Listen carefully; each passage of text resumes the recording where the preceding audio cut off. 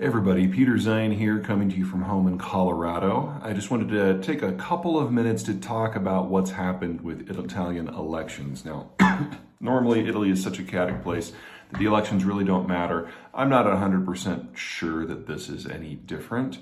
What has happened is a right-wing alliance led by a woman by the name of Giorgia Meloni has taken control of the Italian parliament, and she will be the next prime minister of Italy.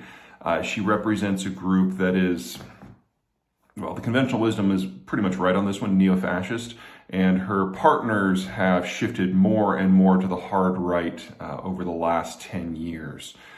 This is by far the most proto-fascist government that Italy will have had since the days of Mussolini. Does that mean that it will be fascist? Way too soon to know. Four things really.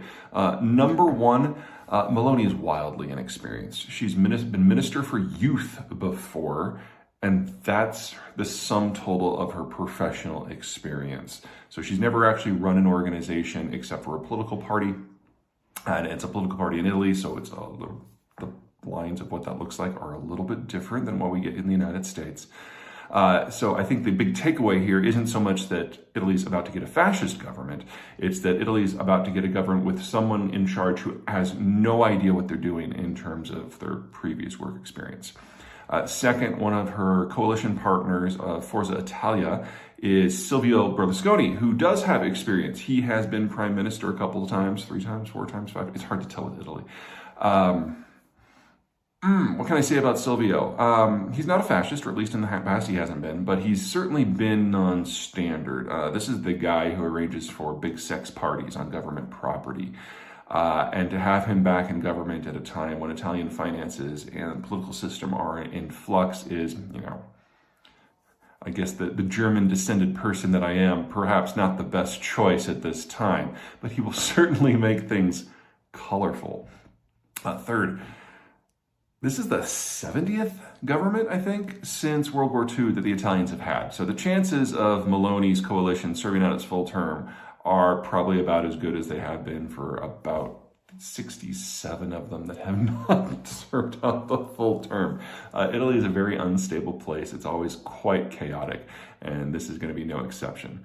And then finally, the way that Italy is really run is that they rely on bureaucrats and directives from the European Union and funding from the European Union in order to get everything done, which is part of the reason why we've got this rightist rejection to a degree.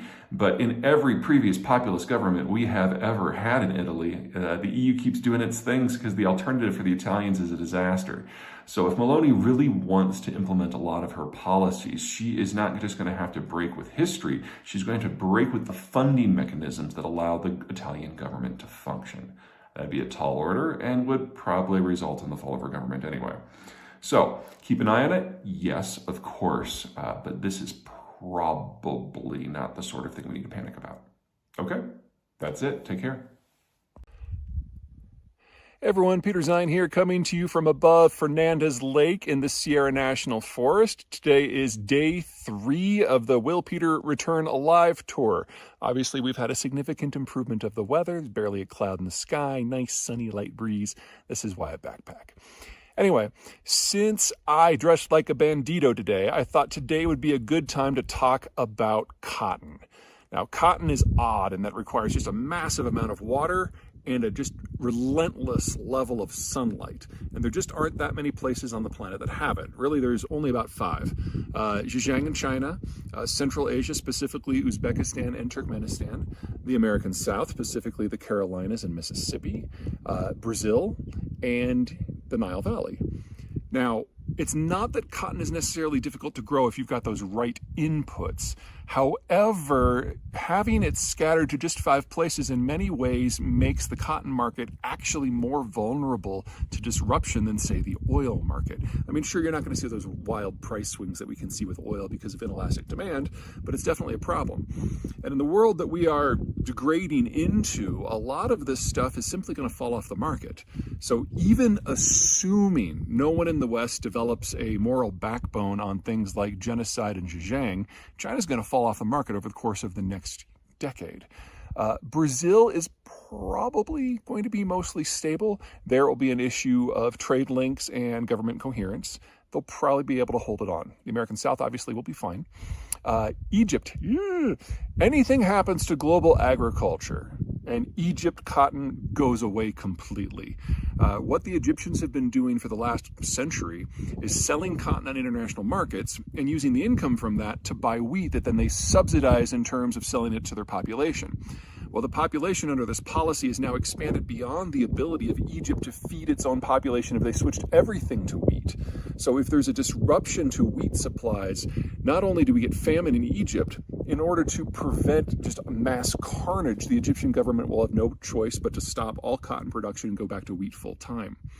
That just leaves Central Asia. Now, even before talk about climate change was in vogue around the world, we had an in-progress environmental disaster in Central Asia. There are two rivers, the Sir and the Amu and the Sir, which the Soviets diverted to massive cotton plantations in the middle of the Central Asian deserts.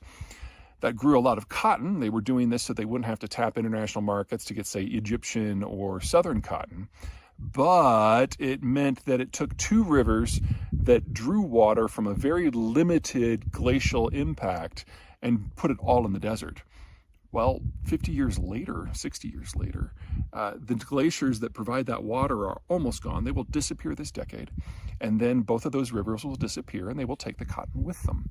So we're looking at roughly half, maybe closer to 2/3 of global cotton just going away this decade. It's not all bad news. If you are in the American South, we now have technology that allows us to take cotton, clean it, color it, turn it into thread, weave it into yarn, weave it into cloth, and punch it into whatever shape we want, say t-shirts, without a person touching it.